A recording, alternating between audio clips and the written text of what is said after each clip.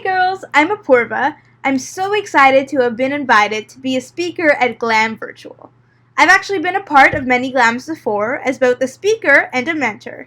And while I'm sad I can't be speaking to you all in person, I'm really glad to be here. Today I just want to tell you a little bit about my journey so far and to give you some advice I hope you can use in the years to come.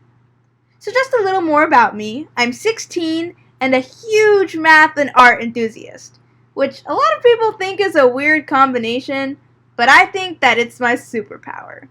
When I was 12, I founded my own art gallery as an online platform to raise funds for charity. And so far, I've raised over $25,000 in total for all sorts of causes.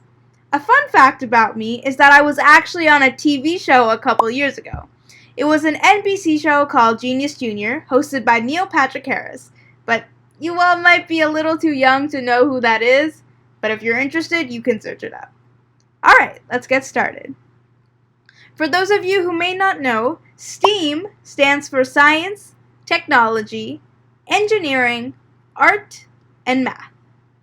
First, I want to tell you about an experience I had when I was around your age. I was in 3rd grade at my very first math competition, and I heard this boy say, "Why are you here? Girls aren't good at math. You're not even going to come close to winning." When I heard that, I was confused, because who said that this random guy could tell me that I wasn't good enough? If anything, his words made me want to work even harder to prove him wrong. I've often found myself being the only girl in a room full of guys. And I'm not gonna lie, sometimes that's really intimidating. See, here I'm the only girl on stage with half a dozen boys at this math competition, which actually happened a lot. You might also find yourself in a situation kinda like this. But guess what? In these situations, that means that you have the power to bring a completely different perspective, to share your thoughts and ideas. You have a voice, and that matters. Now, I want you guys to close your eyes and think about something you really, really like. It can be a subject at school, a sport, or just a hobby. So you can pause and think about it, or we can move on together if you have something in mind. I want to tell you that whatever you have in mind, if you love it, keep doing it. Don't let anyone stop you. There are absolutely no rules for gender and no limits to what people can do. Someone can adore both math and the arts, just like me. Or if science inspires you, it doesn't mean fashion can't too. In my math life, it's sometimes really hard to speak up because of the fear of being wrong, whereas my male counterparts jump to answer questions. But here's the thing. To make change, we have to push back. And that doesn't mean not being polite. It means realizing that you have the right to share your thoughts and not be interrupted. And you have the right to say no if you need to. For centuries, women have been pushed aside, walked over, and seen through. In companies, ideas are often disregarded just because they came from a woman. And people will often take advantage of your politeness.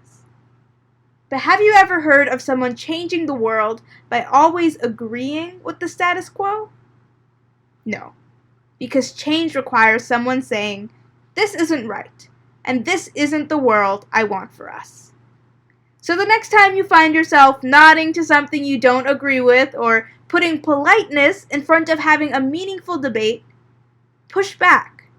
Push back, be bold, because you deserve to be heard and because with each push, you drive the unfair standards for women a little farther away.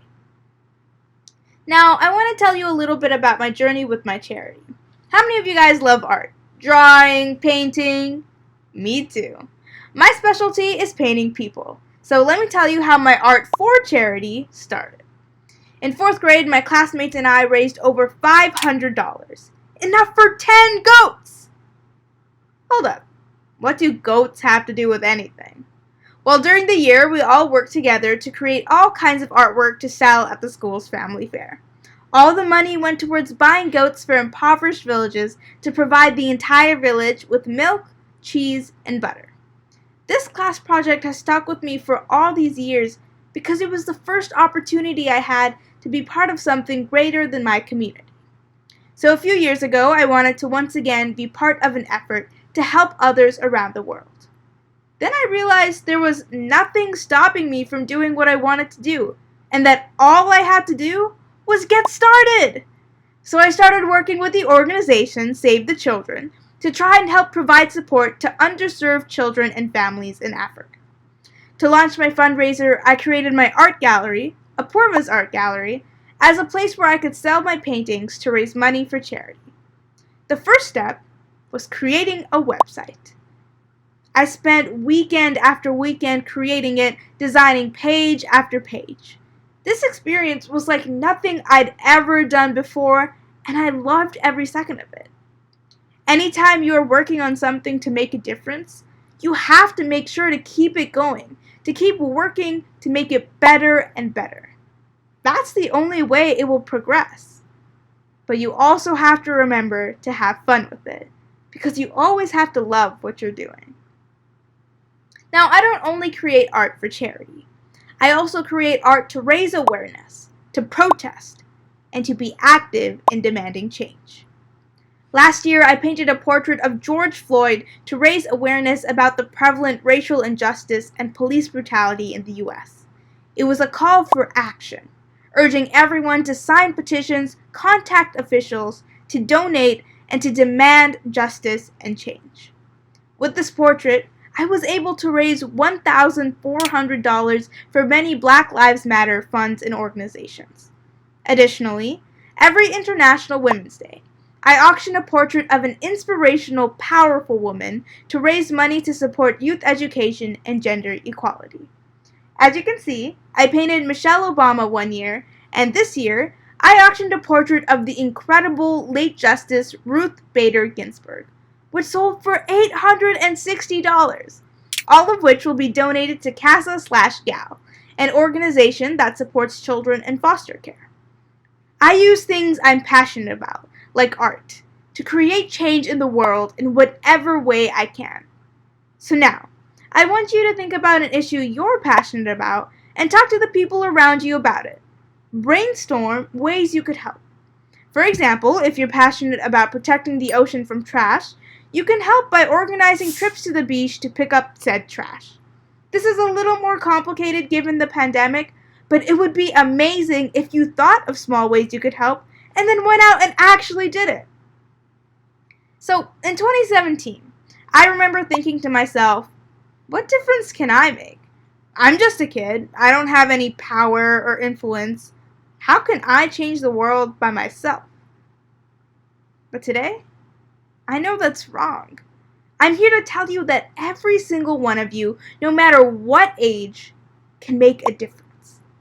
All you have to do is get started.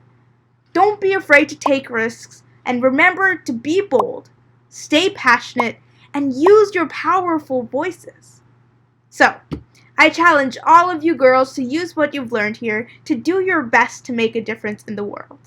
Because I believe you can do it. Repeat after me. I am strong, I am capable, and I can do anything. Thank you all so much for listening, and thank you so much to the GLAM team for inviting me to do this. I can't wait to see what all you girls accomplish in the future with your superpowers. I hope you all enjoy the rest of GLAM Virtual, and that one day I can see some of you in person. In the meanwhile, you can get in touch with me on basically any platform, just have to search up my name. So for now, I'm signing off. Bye!